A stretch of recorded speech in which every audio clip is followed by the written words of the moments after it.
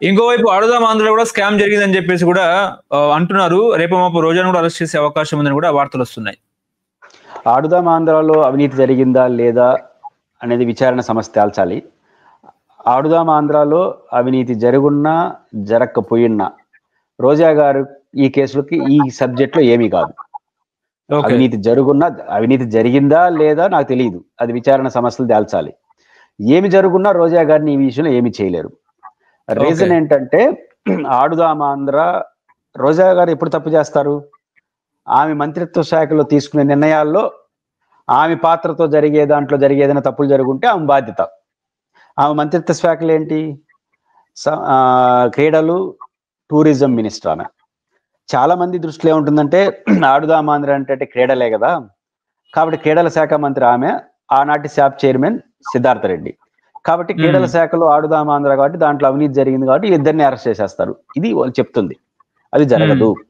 ఎందుకు జరగదంటే ఆడుదాం ఆంధ్ర అనే కార్యక్రమాన్ని క్రీడల శాఖ నిర్వహించలేదు, రోడ్లు భవనాల శాఖ నిర్వహించింది. కేబినెట్ డైరెక్ట్ గా ఆ నిధులను 100 కోట్లు 105 కోట్లు అంటున్నారు కదా, అది డైరెక్ట్ గా రోడ్లు భవనాల శాఖకి ఇచ్చేసింది. రోడ్లు భవనాల శాఖ అధికారులు ఈ కార్యక్రమాన్ని నిర్వహించారు. దాంట్లో మంచి జరిగిందా, చెడు జరిగిందా, మాల్ ప్రాక్టీస్ జరిగిందా నాకు తెలియదు. ఒకవేళ జరుగుండింది అనుకోండి, వస్తున్న వార్తల ప్రకారం ఎవరు బాధ్యులు అవుతారు? ఎవరు నిర్వహించారో వాళ్ళు తప్పు చేసినారో అవుతారు. రోడ్లు భవనాల శాఖకి రోజాకి ఏం సంబంధం? చాలా మంది దృష్టిలో రోడ్లు భవనాల శాఖ పరిధిలో ఇది జరిగిందన్న విషయం ఎవరికి తెలియదు. రోజా మీద కోపం ఉంది, ఆడుదాం ఆంధ్రలో ఏదో జరిగింది అయిపోయిందన్న. ప్రభుత్వం కూడా ఇక్కడ కన్ఫ్యూజ్ లో ఉంది. శాసన మండలి సాక్షిగానే తెలుగుదేశం శాసన మండలి సభ్యులు అడిగారు కొన్ని క్వశ్చన్స్. ఆడుదాం ఆంధ్రాలో ఏమైనా అవినీతి జరిగిందా, ఆడుదాం ఆంధ్రాలో విచారణ చేసే ఉద్దేశం ఏమైనా ఉందా అని కొన్ని క్వశ్చన్లు అడిగితే అలాంటి ప్రస్తావన ఉత్పన్నం కాదని క్రీడల శాఖ మంత్రి రిలేటెడ్ ఉన్న రాంప్రసాద్ రెడ్డి గారు ఎవరో చెప్పేశారు. శాసన మండలిలో ఈ ప్రభుత్వం ఆన్ రికార్డు చెప్పేశారు. మళ్ళీ వాళ్ళు ఆందోళన చేస్తే విచారణ జరుపుతామన్నారు. అంటే ప్రభుత్వ ఉద్దేశంలో ఈ విచారణ ప్రారంభం 1 year వరకు అలాంటి ఉద్దేశమే లేదు. అంటే ఇక్కడ క్లియర్గా అర్థం అవుతుంది కదా. కాబట్టి ఈ కేసుకి రోజా గారికి సంబంధం లేదు. క్రీడలు అనగానే ఆడుదాం ఆంధ్రగానే క్రీడలు అనగానే క్రీడల శాఖ మంత్రి రోజా. పైపించు రోజా గారు ఈ ప్రోగ్రామ్స్ మొత్తం గెస్ట్గా వెళ్ళారు. ఎక్కడైతే ఆడుదాం ఆంధ్ర ప్రోగ్రామ్స్ జరిగి అక్కడ సాంస్కృతిక కార్యక్రమంలో పార్టిసిపేట్ చేశారు. కాబట్టి మొత్తం ఈమెదే మొత్తం ఎవరు ఉన్నారు కానే కాదు. అక్కడ ఎందుకు పంపించారంటే ఆమెని క్రీడల మంత్రి అని కాదు, ఈమె ఒక పాపులర్ పర్సనాలిటీ. కాబట్టి అన్ని చోట్ల పోతే కొంచెం గుర్తింపుగా ఉంటుందని ఆమె ఎంకరేజ్ చేయడం కోసం వెళ్ళారు, ఉపన్యాసం చెప్పారు. బహుశా ఆమె టీఏడీఏ వాళ్ళు బుక్ చేస్తుంటారు, ఆమె ఫ్లైట్లో పోయొచ్చు ఉంటుంది. కాబట్టి ఇది క్రీడల శాఖ నిర్వహించలేదు, టూరిజం శాఖ మంత్రి నిర్వహించలేదు. కాబట్టి రోజా గారి నాయకత్వంలో ఉన్న శాఖలు ఇది నిర్వహించలేదు. రోడ్లు భవనాల శాఖ నిర్వహించింది. కాబట్టి రోడ్లు భవనాల శాఖకి రోజా గారికి ఏ కన్సెంట్ ఏ సంబంధం లేదు. అక్కడ ఏం జరిగింది అనే దానికి అక్కడ శాఖ అక్కడ నిర్వహించడం వల్లే బాధ్యులు అవుతారు, మంచి అయినా చెడ్డైనా. ఓకే, ఇప్పుడు భూషణ్ రెడ్డి గారు దేశవ్యాప్తంగా చూసుకుంటే రాహుల్ గాంధీ గారు ఈసీకి ఛాలెంజ్ విసురుతున్న పరిస్థితి. పిక్చర్ అభి బాకీ హై అన్నట్టు కూడా ఆయన మాట్లాడుతున్నారు. ఒక మనిషి ఓటు ఒక్కరికే సొంతము, కానీ ఏ రకంగా కూడా మీరు బీహార్ లో 50 లక్షల ఓట్లు ఎందుకు తీసేశారు అన్నట్టు కూడా ఆయన మాట్లాడుతున్నారు. ఏం చెప్తారు సార్ ఓట్ల చోరీ గురించి? రాహుల్ గాంధీ గారు చాలా కీలకమైన అంశాలు ప్రస్తావిస్తున్నారు. ఎలక్షన్ కమిషన్ వ్యవహరిస్తున్న తీరు కారణంగా ఆయన చెప్తున్న మాటకి విలువ వస్తూ ఉంది. దేశవ్యాప్తంగా రాహుల్ గాంధీ గారి మాటకు సమాజంలో గుర్తింపు వస్తూ ఉంది, అనుమానాలు పెరుగుతున్నాయి. ఇది ప్రజాస్వామ్యానికి మంచిది కాదు. కాబట్టి ఎలక్షన్ కమిషన్ ఈవీఎం పనితీరు పైన కానీ వస్తున్న ఆరోపణల పైన కానీ ఎక్కడా సమాధానం చెప్పే పరిస్థితిలో లేదు.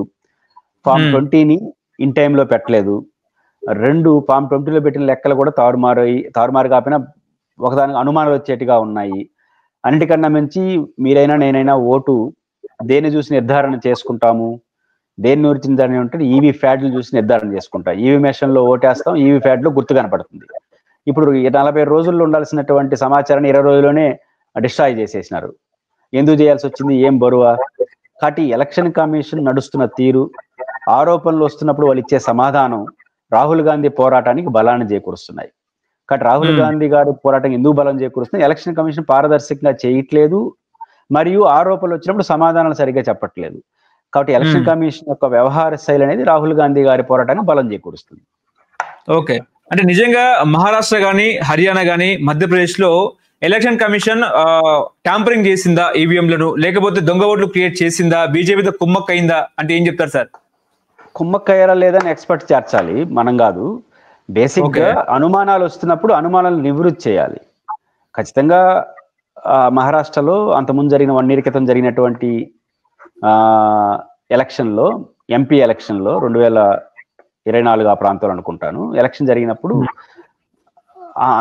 జరిగినప్పుడు వీళ్ళు మెజారిటీ ఎంపీ సీట్లు గెలుచుకున్నారు. 35 సీట్లు గెలుచుకున్నారు కూటమి, శివసేన కూటమి. కానీ ఉల్టాగా ఆ తర్వాత 6 నెలలకు 10 నెలలకు అసెంబ్లీ ఎన్నికలు జరిగితే ఘోర పరాజయం అయిపోయింది శివసేన. ఇట్లాంటి ఎందుకు జరుగుంటుంది? ఒక్కొక్క ఇంట్లో 600 ఓట్లు, 70 ఓట్లు, కుక్కల పేరుతో ఓట్లు, ఇవన్నీ పోలై ఉండడం, ఇవన్నిటి వచ్చినప్పుడు దీనికి హేతుబద్ధమైన సమాధానం ఎలక్షన్ కమిషన్ చెప్పట్లా. అందువల్ల అనుమానాలు వస్తాయి. అనుమానాలు నివృత్తి చేయాల్సిన బాధ్యత ఎలక్ట్రానిక్ ఓటింగ్ లో జరిగిందా లేదనేది ఎక్స్పర్ట్లు చెప్పాలి, విచారణ సంస్థలు చెప్పాలి తప్ప మనం చెప్పలేము. ఇప్పుడు ఈ ఓట్ల చోరీ ఉద్యమంలో జగన్మోహన్ రెడ్డి కూడా భాగస్వాములు అయితే ఎట్లా ఉండే అవకాశం ఉంది? ఓట్ల చోరీ ఎలక్షన్ కమిషన్ చేస్తున్న దానిపైన వాళ్ళ పోరాటం ఇండిపెండెంట్ గా ఉంటుంది.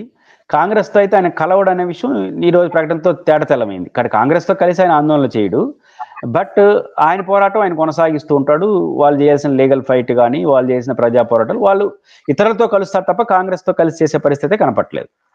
ఒకవేళ బీజేపీకి క్వశ్చన్ వేస్తే బెయిల్ మొత్తం రద్దయి జగన్మోహన్ రెడ్డి జైలుకి వెళ్ళే కూడా అవకాశం ఉన్నట్టు కూడా వార్తలు వస్తున్న పరిస్థితి. అందుకే ఆయన సైలెంట్ గా ఉన్నారా అంటే ఏం చెప్తారు?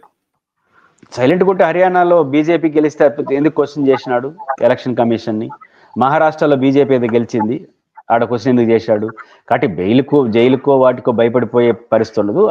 ఆయన రాజకీయ ప్రత్యర్థి బీజేపీ కాదు, కాంగ్రెస్ కాదు, కాబట్టి వాళ్ళతో పట్టించుకోవట్లేదు. 2 ఇక్కడ కాంగ్రెస్ పార్టీలో ఉన్న నాయకత్వం కాస్త ఆయన్ని పర్సనల్ టార్గెట్ చేస్తున్నారు, ఆయన కాంగ్రెస్ తో కలవడు. అంతమించిన లాజిక్ ఉండదు. భయపడే రాజకీయ పార్టీని ఎట్టడుపుతాడు? అందుకే అంటే ఎందుకు మోడీని క్వశ్చన్ వేస్తలేరు అన్నట్టు కూడా చర్చ నడుస్తుంది. ఎందుకు వేయాలని ఆయన అవసరమైన క్వశ్చన్లు వేస్తాడు, కానీ బుద్ధిబుట్టిన క్వశ్చన్లని, దేశంలో ఉన్న క్వశ్చన్లని వేసుకుంటా ఉంటాడా? ఆయన ఈ రాష్ట్రానికి అవసరం, ఆయన రాజకీయ పార్టీకి అవసరం ఎంతవరకు ఉంటుందో అంతవరకే ఫైట్ చేస్తా. ఆయన రాజకీయ ప్రత్యర్థి కాదు బీజేపీ. రాహుల్ గాంధీ క్వశ్చన్స్ చేసినట్టుగా జగన్ క్వశ్చన్స్ చేయడు. ఎందుకంటే రాహుల్ గాంధీకి ప్రత్యర్థి మోడీ, జగన్కి ప్రత్యర్థి చంద్రబాబు నాయుడు గారు, పవన్ కళ్యాణ్ గారు. వీళ్ళు వదిలేసిపోయి సంబంధం లేని మోడీని ఎందుకుంటాడు? కాబట్టి ఆయన ఎవరు ప్రత్యర్థితో వాళ్ళు పట్టించుకుంటాడు. ఆయన ఎంతవరకు అంతవరకే మాట్లాడతారు. రాజకీయ పార్టీ రాజకీయం చేస్తుంది తప్ప దేశంలో ఉన్న సమస్యలను ఆయన ఎత్తినేసుకొని ముత్తుపల్లి రాలగొట్టుకోరు కదా. Okay, thank you sir. Hello, Telugu రాజ్యం ఛానల్ చూస్తున్నారా? సామాజిక, రాజకీయ, జీవన చిత్రణే తెలుగు రాజ్యం. అతిశయోక్తులు, అసత్యాలు ఉండవు. రాజకీయ కోణం కాదు, ప్రజా కోణమే కొలబద్ద. తెలుగు రాజ్యం వీక్షణ మీ ఉత్తమ అభిరుచికి నిదర్శనం.